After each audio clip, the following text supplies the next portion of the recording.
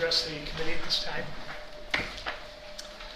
Okay, we'll go ahead and move on to our community monthly reports from Mr. Pete Preston. Thank you, Mr. Thank Chair. you. For the month of June, we had 25 zoning permits, 29 building permits, and 60 code enforcement actions that were taken. A large part of those were preparing for our civil infraction ordinance. As we start to implement that, we've met with the outgoing and the incoming magistrate in order to make sure we're on the same page, develop flow charts as well for both offices so everybody's working on the same document. So we are seeing a slowdown in building permits. I think that's kind of a lag of the construction industry and the costs. I know we're seeing them coming down, but those that would have spent that much have already spent that much, so it's kind of seeing a lag. Be happy to answer any other questions. Anybody with any questions? Okay, thank you. Thank you. In that case, we'll move right into our agenda items, and we'll start with item A. We'll entertain at this time a motion to approve the bid for the Grimby's tree service in an amount not to exceed $7,500. I'll make the motion. Commissioner Holzhausen with the motion. Second on that. Second? Thank you. Any questions or discussion over this item? Yes. Not unless Tim wants to go out there. Well, Tim and I I can talk about it a little bit. We do have another bid out there. I think it was, it's in your packets, I think it was for $4,700. But they would leave the wood, they would chip the brush, leave the wood, they wouldn't grind the stumps. So it was for $47. But my experience has been, usually when you leave the wood, you end up going and taking out. I mean, everybody likes the small stuff, but when it comes to big trunks and stuff, they get left. So I thought it might be better if we just do it all. This guy will take the tree down, chip up all the brush, take the wood, and what he was gonna do is grind the stumps down to like ground level, so you don't have to go around with the mower, you can go right over the top of it. Yeah. We don't have to put a lot of Yeah. that in either. Tim and I was out there and looked at it. You know, there's 16 trees. 16. And there's several of them that look kind of sick too. That we're gonna have something done in the next year or two. What's it take to grind out a stump? 2-3 hours? No, not usually. There's stump grinders. You probably, if it's a real big one, it might take them a half hour, 45 minutes. They may have to move a little bit. But these here, most of them, I would guess, would probably be Oh, they're gonna grind quick because they're pine. 15, 20 minutes. Oh, okay. If not less, they'll spend It'd more be less time than moving. that, what I seen them grind. More time probably cleaning up the mess than they will Yeah. taking the grind it all. I had we used Grimby's tree service for another project this fall with Gary, and they did a great job on their work. Did they? with us. Okay. Yeah, he's a very good person to work with. Nothing on his bid says anything about removing anything, though, it just says cutting trees. I know, but he was under the gun. I got him at the very end. He's gonna cut the trees and he'll remove all the stuff. And it doesn't mention the stumps down to, I can get him to put it on there. I'm sure you don't have a problem. well, I'm just saying, on his bid sheet, it doesn't say that. Yeah, I know. But Yeah, I couldn't read it that good, the bid sheet, so it was real. Yeah, it's hard Yeah, to read, he- it's hard to read, it just he says had tree, the tree, original copy and gave me tree, like big the tree. other copy and it was, you know, like, but Alright.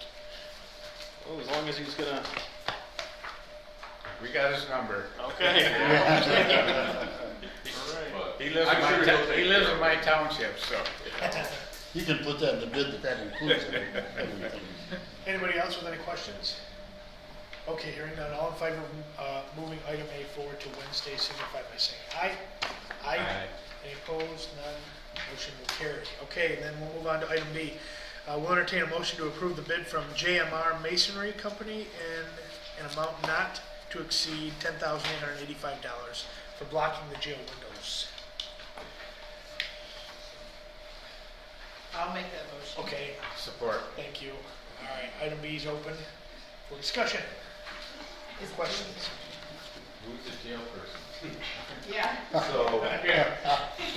So what we have is some windows on the north side of the jail that have been blocked off for several years already with, plywood and plywood, there's some insulation. insulation in there and some 2x4s, but back in the, they wanted it done, it was winter time when it kind of more or less got here.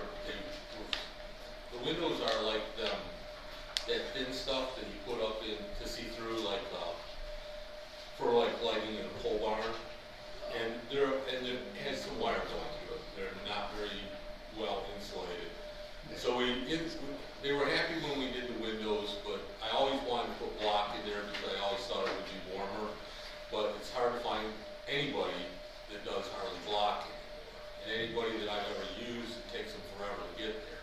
But this guy's been fairly regular. He has done like the pit toilets out to the parks and stuff. I asked him for a bid, he gave me one. I thought it was pretty reasonable because there's like 6 or 7, probably, I think 20, almost, one of them's almost 20-foot long window. It's probably about 4, all of them are probably between 4 and 5 feet high. But he said he could do it like, do one window a day or so and get it so it's blocked back up by evening time. And that was the bid. I thought actually the bid was a pretty reasonable bid. But at least I think it would cure some of their issues that they have over there. Also, the wood is not really a temporary, or it's supposed to really be a temporary kind of fix. This is Yeah. a permanent fix. Yeah, we don't want anybody breaking And, in. yeah, you never know, they might break in. Oh, okay. All right, any other questions on this? I will say the bid is from Rob Rudd out of Byron. No relation to me, just so we're clear. He's not your cousin, huh? Nope. All right, all in favor, say aye. Aye. Aye. Any opposed? None. Item B moves forward to Wednesday. Item C, we'll entertain a motion to approve the filing of a maintenance 1 position, partially dedicated to the parks, grade 2, step 3. I'll make that motion as long as we're filling and not filing. Support. Yeah, thanks. Good. Questions or discussion over this one? You got something in mind, Ted? Yeah, I think we do have One of some the people. persons that we interviewed, Oh, okay. yeah. Yeah, what ended up happening is we went to fill the 1 position and we came up with about 3 applicants that we felt were very talented. If we could use, a bit of their talents for, all combine them into one, but definitely one with a lot of experience in the parks and stuff, and I think it would alleviate Tim on a lot of the mowing and dedicating our people to mowing, so we have more attention to our buildings here in the area. So it'll be mainly, this person will be filling in maintenance if we need maintenance, but their priority will be the trash at the parks, making sure it's mowed, anything to do with pavilions, trees down, tree limbs, the bridges are going bad, that way we have this more somebody dedicated so that we're not coming and saying, we're putting trees in, but we got trees falling and we didn't put a bridge up and the bridge is falling apart, grass isn't mowed, the pavilions aren't painted. This person will be dedicated to just that type of work, so I think it's something we need, and I think it'll be something that we're going to use a little bit of money from the waste management fund to help pay for. So during the winter months, they would do regular building maintenance and some Snow larger. removal, things of that nature. Yeah, and they would be working on larger projects that they didn't get to during the year for other stuff. Okay, any questions, discussion? Okay, hearing none, all in favor of moving this forward, signify by saying aye. Aye. Any opposed? Motion carries. Item D. Now we'll move to approve, we will entertain a motion to approve the PA 116 farmland agreement applications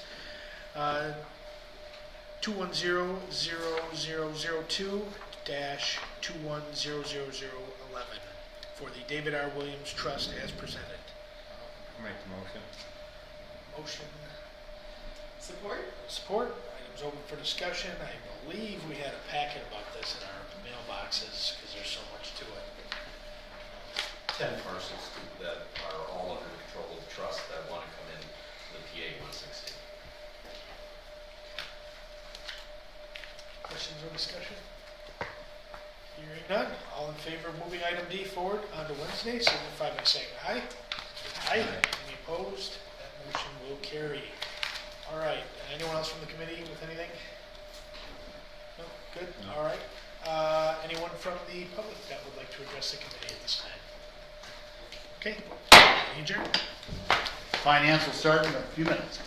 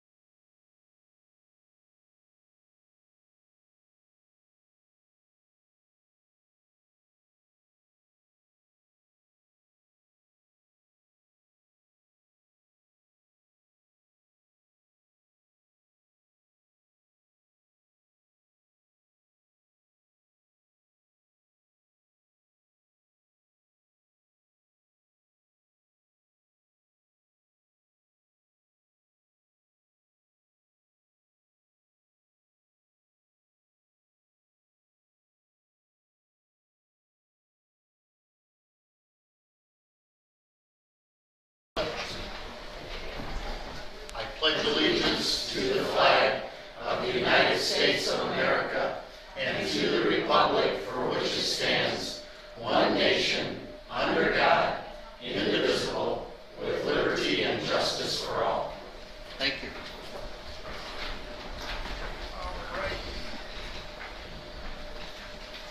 Call to the public. Do we have anybody that wishes to speak at this time? If not, we have a time period at the end also. Now for Treasurer's Monthly Report, Julie. You've got your bank rec in front of you, or in your packets anyway. You'll notice there's a new sub-account in the Michigan class accounts for the American Rescue Plan funds that we received at the end of June, so that's been kept separate, and you can keep a good eye on it there. Other than that, July 1st, summer tax collection started, so the cycle starts all over again. I really don't have anything else major I can think of. Got any questions for me? I Go ahead. have one, if I Yes. could, John. Julie, we talked several months ago about the assessments on parcels that are deleted. Where are we at? That's an assessor thing, so anytime we see one or we learn of one, I do email or call the assessor and ask that they clean up their files, and that's up to the assessor to clean up those parcels. But what about when you're holding it as delinquent? If we notice someone, when we did our June notices and we came across some, this is just an ambulance on a parcel or something that shouldn't be there, we again notified the assessor and said, hey, this is on a parcel that shouldn't be here. Can you please clean it up in your July board of review? And so we try to catch them before they get sent out. And if they do get sent out and somebody calls us, we address it.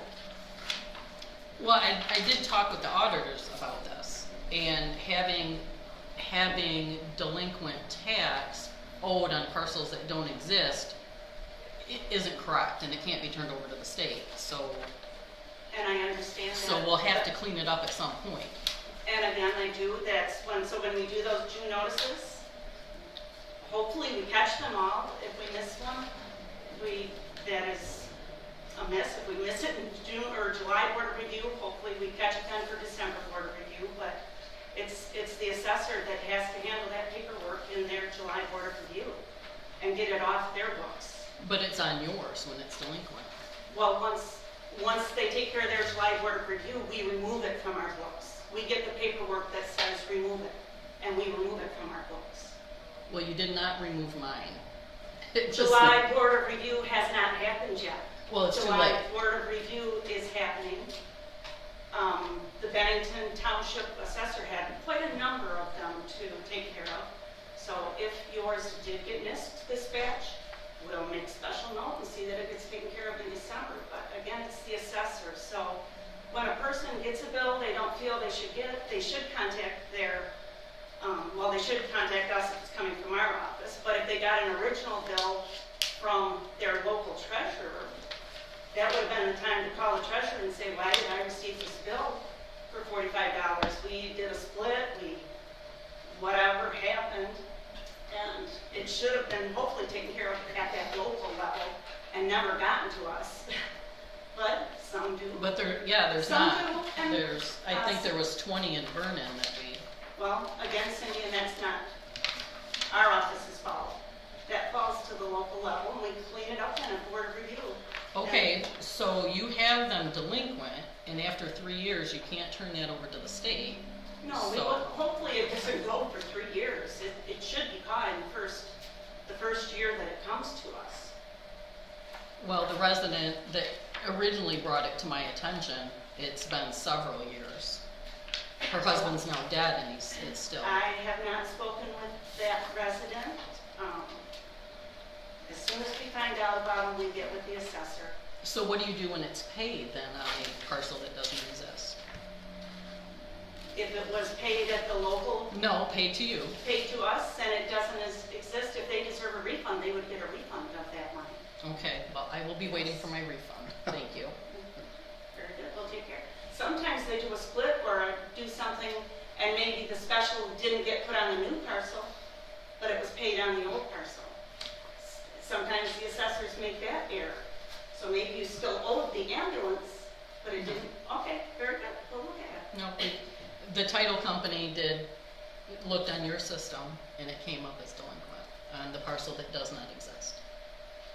Okay, well, we'll look at it, and if you have a refund coming, of course, you'll get your refund. Thank you. You're welcome. Anything else for Julie at this time? Okay, let's move on to the agenda items. I need a motion to approve the 2022 child care budget for submission to state as presented. So moved. Support. Motion in the second, discussion. Sarah, would you like to comment? Please, thank you. I'm here today along with my financial analyst from our court, as well as Judge Dignan and Allison Morrison from DHS. She's the local director, so we're all involved in this, but I'm going to sort of present where we're at. I'm just going to direct you to the DHS Form 2091 entitled The Budget Summary, which is anticipated expenditures, and that is what has to be submitted to the state with regard to the county child care fund and what we anticipate to submit to the state for reimbursement. So this is different than what we anticipate spending, if you will, because not everything that we spend is reimbursable. So it's not going to match the budget, if you will, the county budget exactly, because only certain things can be reimbursed. So this is saying at very most what we anticipate submitting. I will say that we go high because they don't let you add, but they do let you go down. So we always try to shoot high. They do let you move within line items and everything else, but they won't let you add. So that's why we always try to shoot high. As I'm sure you would call maybe from prior years, what the way it works is that we spend and we submit for 50% reimbursement. There's two columns on this form, first being MDHHS. I'll let Allison speak to that one. Under the court, the different components there are first the out-of-home care. That's going to be the detention center and residential treatment programs. The second one is the in-home care, which is all of our probation costs, our youth center, all other services. And then down further is basic grant, which is going to be drug screens, therapists, all those other things, assessments. So next year, starting in October 1, it's just really critical to understand that the raise the age is going into effect, meaning we will now have juvenile court.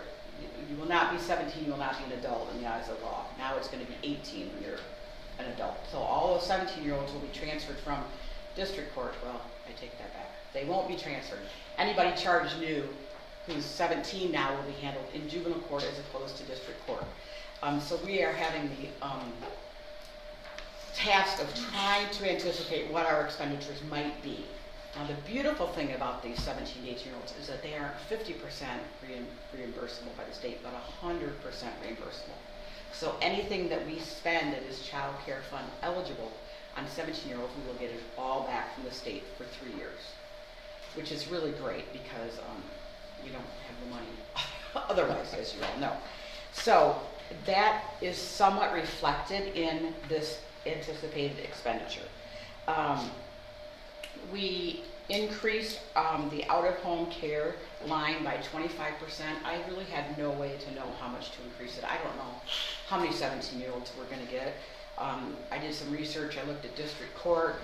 In 2019, they had 47 17-year-olds. Plus, we'll have probably, I talked to some schools and truancy people, probably another 20 to 30 truancy kids, so probably about 80 17-year-olds. That's my best guess. We could have 800. We could have 8. I just don't know. But I figured 25% increase on that out-of-home care because it's going to be 100% reimbursable. And because they are 17, they're going to be at sort of the last resort of trying to rehabilitate these kids before they're adults. So we may be more likely to be quicker to go to a residential treatment center where we were before we tried to work more in home. We may be saying, okay, you're going to need this before you're an adult. Let's go there quicker, and we get all the money back. So I did increase that line by 25%. Again, it doesn't mean we're going to spend it. It just means that that's sort of the theory.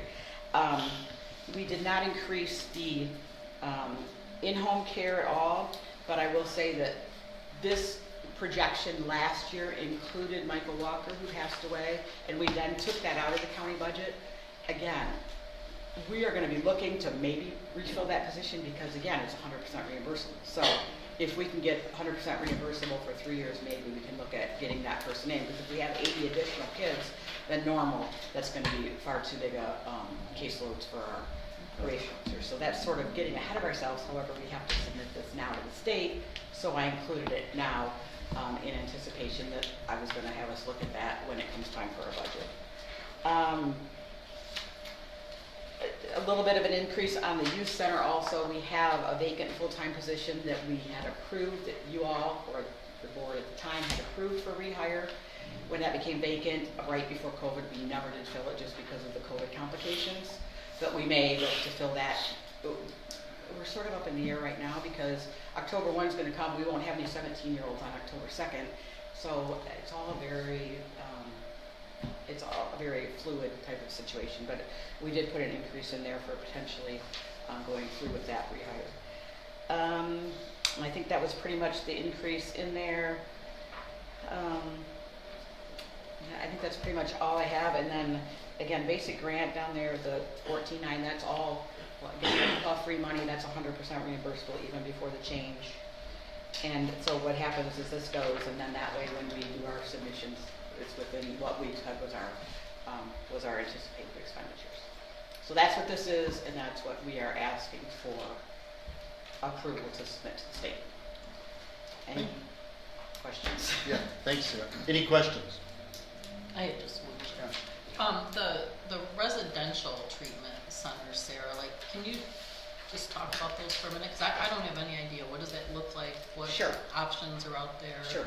So when the decision is made that a juvenile can no longer be maintained in the home, in-home, meaning with our probation, with our extra services we have with our youth center, and they just are still not able to maintain in community, then we look at potentially detention, or we also have boot camp, which we use, which is included in that as well. I didn't mention. Those are sort of our first level. And then when we are finding that the kids are still just not maintainable in the community, many times it's mental health, many times maybe they've been in human trafficking, maybe they're, have trouble with, just different, a lot of it's mental health, but because that's a big problem right now. There's residential treatment, maybe you've heard of like Boys Town, or just different, there's places that aren't just like a jail. Detention is a jail for kids. Residential treatments are, we're gonna have you have a therapist, you go to school, you do groups, and it's targeted to whatever their issues is, whether it's substance abuse, whether it's mental health, whether it's any number of things, kids have all Right. kinds of issues. And there's residential treatment for every issue out there, So that's what we do, is we try to put them somewhere that they're gonna get the help they need, because that's really what juvenile court is supposed to be, rehabilitative versus punitive. Right. So, we just try like a little bit of, we usually don't put kids in detention for more than maybe a week or two. Sometimes if we can't find somewhere else for them, they're there for a month, but usually that's short term. Okay, yeah, I just wondered. Yeah. I mean, are they in Michigan or? Some, right now we have one in Cincinnati. The Michigan ones have been having some struggles and have been licensing issues with some of the facilities in Michigan.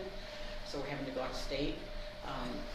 And then we have to use that interstate compact, which is a whole other ball of wax. But some are in Michigan, but some are not. I also just want to note that just in terms of submitting this for submission, we, on our out of home, like for this year, we've only used 0.89% of our detention costs because they all shut down for COVID. Not 89%, 0.89, not even 1%, and we've used 35% of our residential. So there's going to be a whole lot of money left at the end of the year on those line items. So I just want to throw that out there. That really has nothing to do with this, other than showing that we anticipated it to be $300,000, but we've spent, next year could be, who knows? So I don't know if Allison wants to say anything about the first column, if you have any questions, or if you want to hear from her. Anyone else have questions for either individual? If not, thank you. Okay, very much. Any other discussion on this topic at this time? All those in favor say aye. Aye. Motion carried. Thank you. Item B, I need a motion to approve the resolution for refunding of bonds. I'll make that motion. Support? There's been a motion and a second. And Doc, would you kind of brief us on what this is? So, Contains. several years ago, Shiawassee County put its full faith and credit behind Shiawassee Health and Wellness to help them finance some of their projects. These bonds have a high interest rate. We're going to, essentially, it's called refunding, but it's essentially like refinancing your house so that we get them at a lower interest rate, and we should save around $400,000, which will not only help us in the long run and improve our bonding score and our credit score, but it will also help them in saving them money. Eric McLaughlin is here from Dickinson Wright, who serves as our bond counsel on the subject, and he has a few words for you, and that's, you got it. Yeah. Thank you. You got the floor, Eric. Thank you, Mr. Chairman, members of the committee, and cabinet. My name is Eric McLaughlin, as Brian said. I'm a member of the Dickinson Wright Public Finance practice. I've been doing that for about 14 years now, last 7 of which in Michigan. Dr. Boggs mentioned that the refunding will allow the county to save approximately $400,000 in debt service over the life of the bonds. There are 3 series outstanding, 2 of which the final maturity is October 1st, 2032, and another series which matures November 1st, 2027.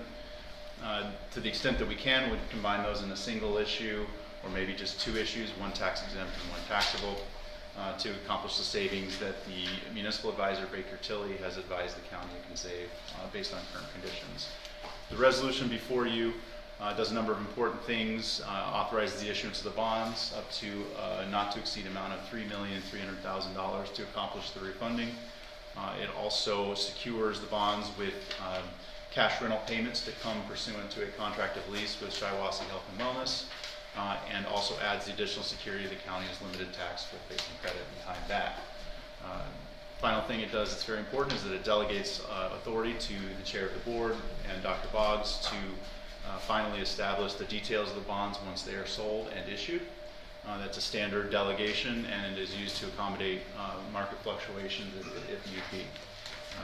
So with that, if there are any questions, I'm happy to answer them. We did meet with the Shiawassee Health and Wellness today. A couple of the commissioners were here for that. They're on board making the kind of determinations that they need to make, whether they, A, want to maintain their current payment and end early, or B, make a lower payment and still end at the same time. So they have a couple decisions they need to make, and this will be on their agenda for the end of the month.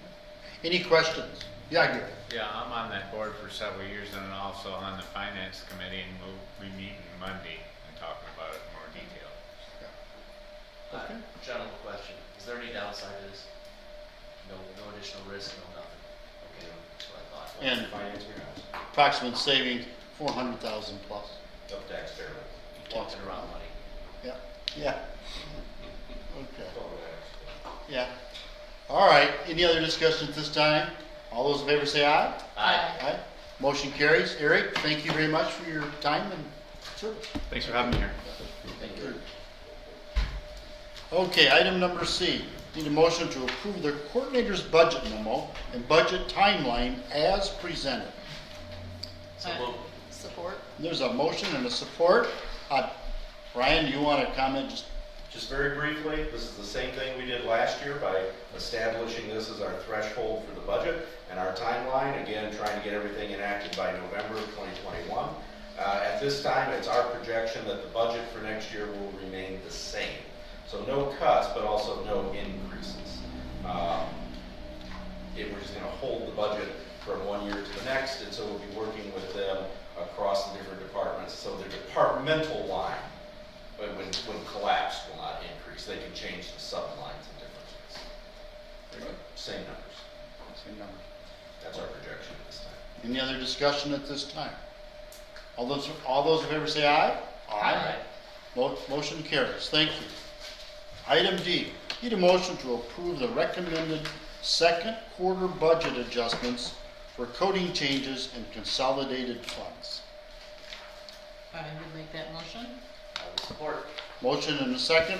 Again, this is customary for second quarter activities to adjust the budget within its boundaries to reflect some changes in funding in certain departments. But the department budgets do not go up, it's just adjusting money around. Any discussion at this time? If not, all those in favor say aye. Aye. All those opposed, motion carries. Thank you. Need a motion to approve resolution number 21-07-10, approving the intergovernmental agreement establishing the Shiawassee County Land Bank Authority and authorize the treasurer to execute said agreement. I will be very pleased to make that motion.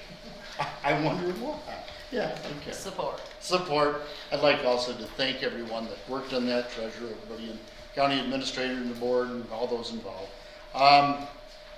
Any discussion at this time? So you already approved one before. Yes. We didn't change from the Republicans to the Democrats under the new administration, so they wanted those corrected throughout. Well, I'm a no vote then. Yeah. If I could make a couple points. So we've got I think we're actually missing the intergovernmental agreement as an attachment, so we'll get that out to everybody. It's a two document process. So we've got one, which is the foreclosing governmental agreement or foreclosing governmental unit agreement. So this would be the document by which we would take back control of foreclosures in the county. I think we're one of 6 or 7 counties in the state that has the state doing our foreclosures for us. In order to have a land bank, it's mandatory, it's not optional, it's mandatory that we take back control of our foreclosures. So this is one part of it, and this is a document that we send to Treasury. The other document, the IGA or intergovernmental agreement, is more like a contract, and that is between the county, the treasurer in particular, and the state of Michigan Land Bank.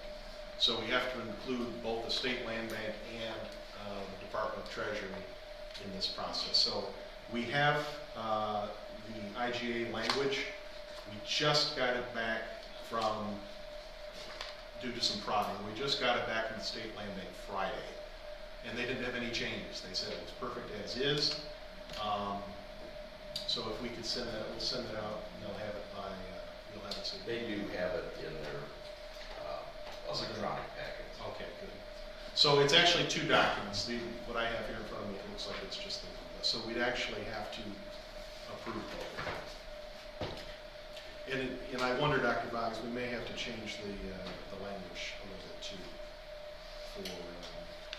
Do we want to approve those separately, or do you want to put them together? Would you rather have It two might be separate? cleaner if we do it separately, because Okay. if we have an issue with one or the other, we're sending it off to 2 different agencies, one to the land bank and one to the treasury. I think Okay. It's probably cleaner if it's on. So we may have to add an item. I would like to amend the first motion to just reflect the agreement between the state and the county. Support that. Support that change. Okay. The motion in the second, make that change. Any more discussion on that point? The next one will be like E1. So this item E, all those in favor say aye. Aye.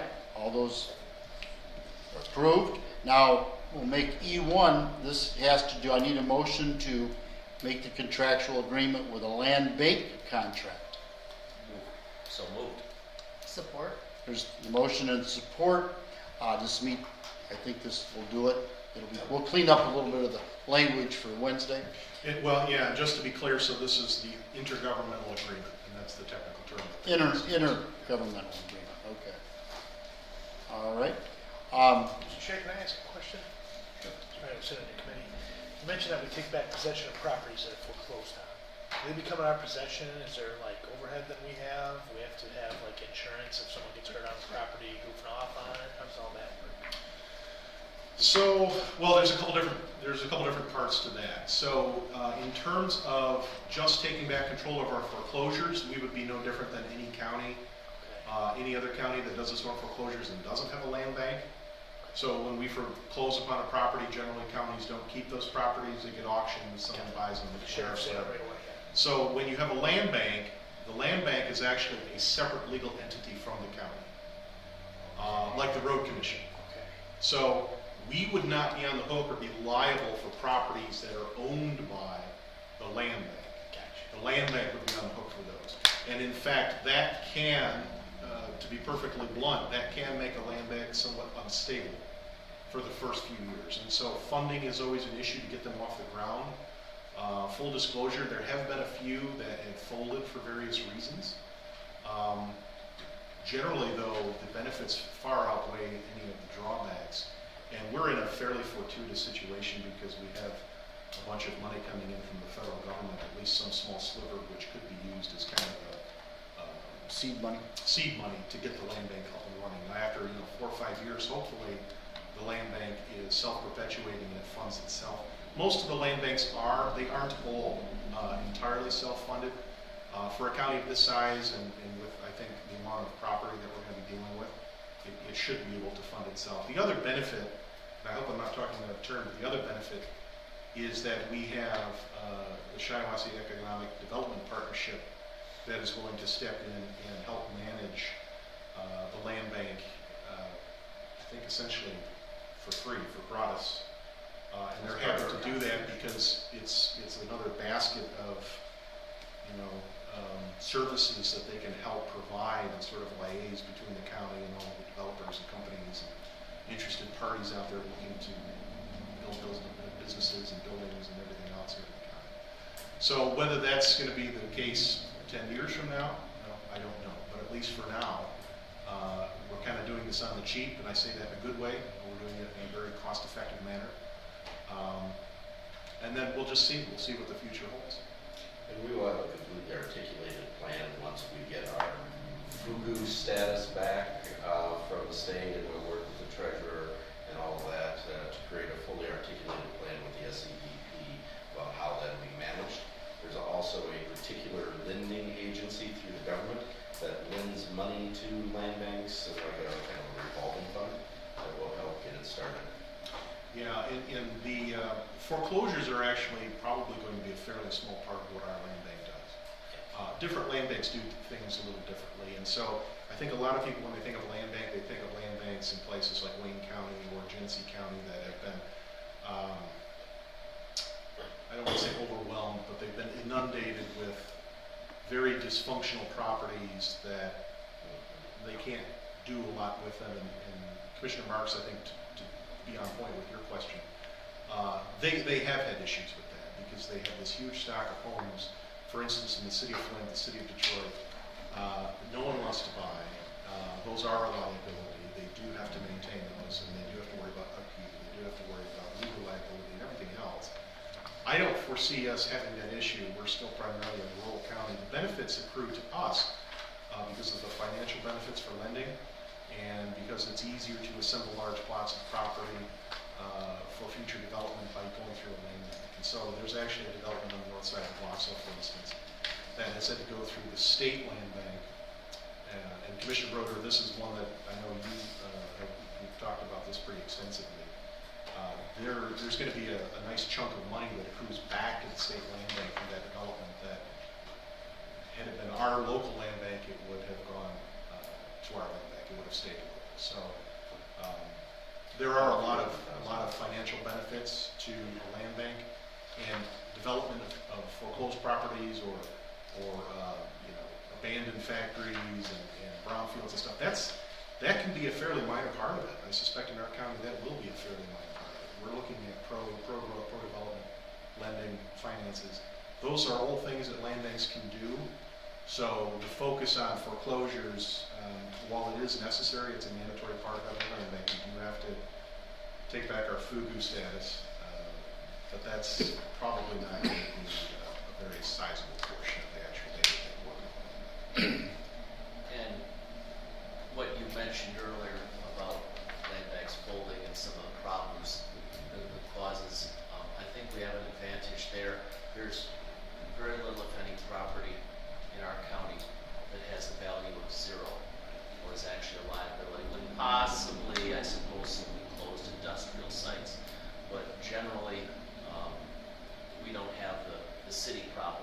some of the land banks that overextended and did end up closing. So I think that risk for us is quite low. This is true. One of the land banks that failed most spectacularly had nothing to do with finances. It was the Kent County Land Bank a few years ago. And that was a strictly political problem. And if anything, it was because Kent County has too much activity and too much wealth, and you had local developers who felt like the land bank was stepping in and taking properties and developing properties that they themselves, for their own personal financial reasons, wanted to take, usually very cheap. And there was some issues going on with people skipping out on paying taxes and then coming back in, and we had this kind of revolving door of they weren't very good folks to rent from. We'll put it that way. There's a term. I'm not going to use the term, but there were some allegations that they were taking advantage of folks in Kent County who were impoverished and didn't have places to stay. And, so these folks had a lot invested in the system as it was. They didn't like having a land bank because it did improve properties, and then they couldn't get them as cheaply and keep running them through the tax foreclosure system. A lot of people, if you Google it, there's a lot of people who've talked about the Kent County Land Bank as some kind of a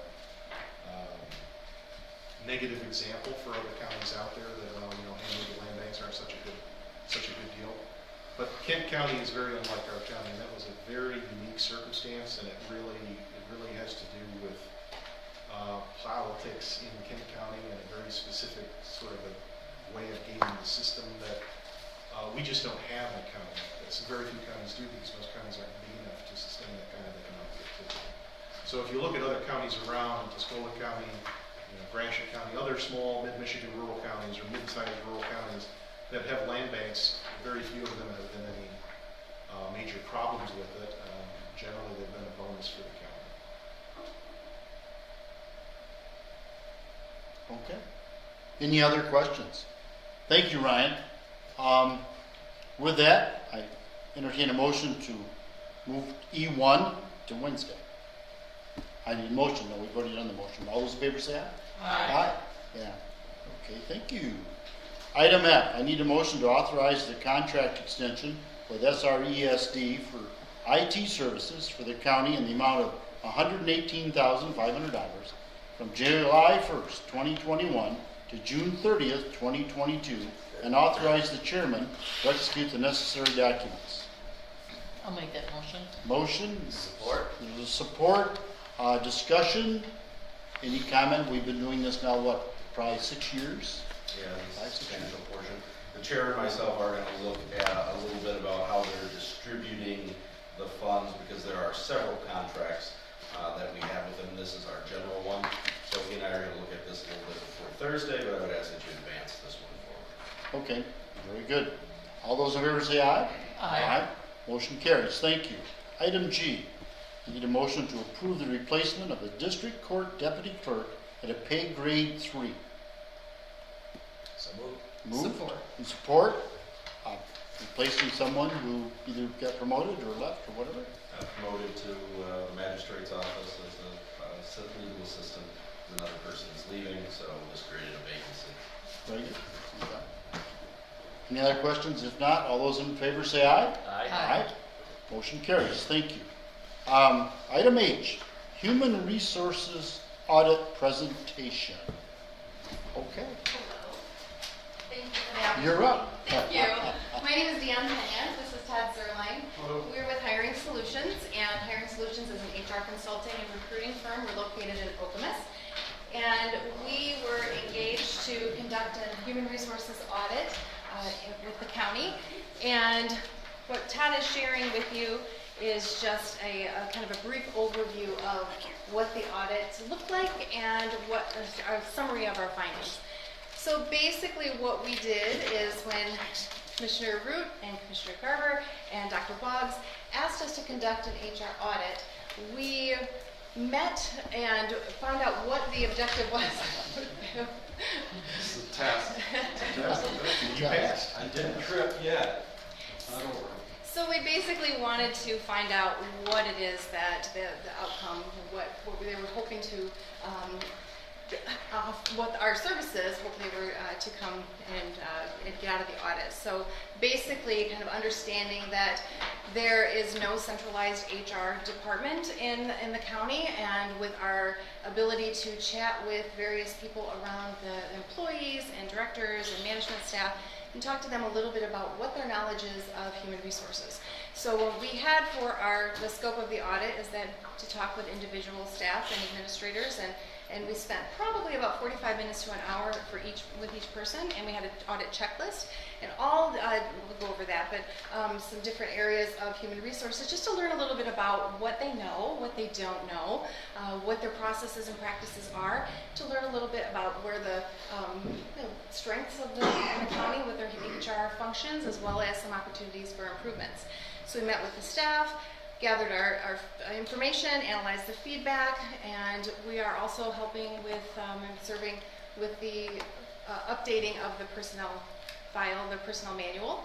So we're doing that, and then preparing a final report for recommendation, and then of course presenting the findings to leadership. So we had 18 people that we met with individually, and with that audit checklist, the categories that we were looking at are hiring, staffing, and onboarding, employee relations and general employment practices, total compensation, so wages and benefits and hours requirements, record keeping and compliance requirements, employee separation, and health and safety.